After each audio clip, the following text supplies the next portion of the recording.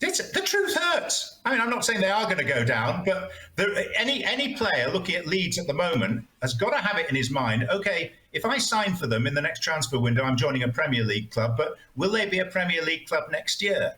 That's the big issue there. And I'm sure you're going to ask me about Jesse Marsch. I feel for him a bit because I think at the moment he's in control of a squad of players that isn't really good enough for the Premier League as a whole. That's not to denigrate Aronson or Adams or any of the other constituent parts. But Marcelo Bielsa, towards the end, struggled to get a tune out of this set of players. They've then taken out Rafinha and Calvin Phillips. They have brought in some replacements, as we've mentioned already. But, Rafinha and Calvin Phillips were the two main constituent parts of that side that struggled to stay in the Premier League. To ask Jesse Marsch to keep them up with this group, I think it's a tall order.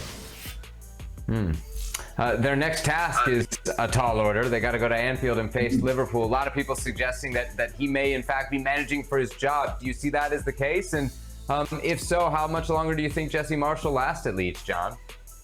I mean, inevitably he's managing for his job. There are 20 managers in the Premier League, all managing for their job on a weekly basis. But he's on particularly thin ice right now after 2 points in the last 8 games. I would say...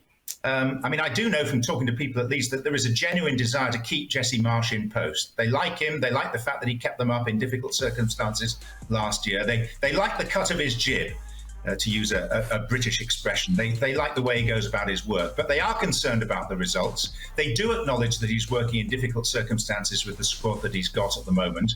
But I think that for him to be judged on the Liverpool game, if that were to become his last game because they get thumped at Anfield, I think that's unfair.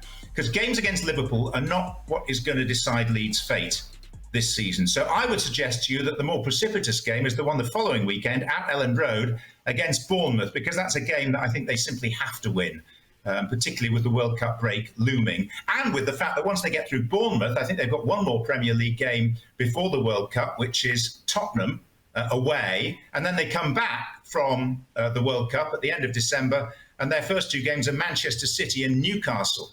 So it's not going to get any easier. So for me, it's that Bournemouth game that's looking the critical one. Herc?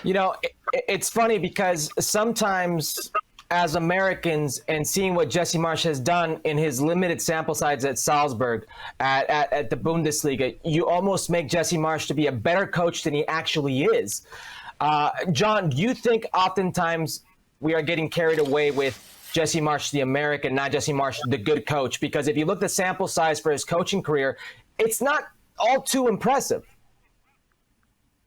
I think you can read it either way. You can look at his coaching career and take different things from it, both positive and negative. I think he'd done enough to deserve a chance, to deserve a hit. And I think that the way that he picked up the pieces, and it was difficult following someone who had legendary status in Bielsa, where so many of the players, although exhausted, were sad to see him go, and all the fans were down at heel because Bielsa had left them behind. I think he did really well in those circumstances. So I think he does deserve his chance. I mean, I long for the day, particularly having spent 4 years in this country, I long for the day when an American coach really cuts it in the Premier League. Because I think when Bob Bradley went, he got 11 games at a club that was struggling and ultimately got relegated anyway under different managership. He didn't get a fair crack at the whip. So I don't think an American manager is likely to walk into a club at this stage where everything is going to be plain sailing and it's going to be easy. So it was always going to be a difficult job for Jesse Marsch. And I think he's finding that now, perhaps more than he thought he would, because the shortcomings of that squad are pretty severe.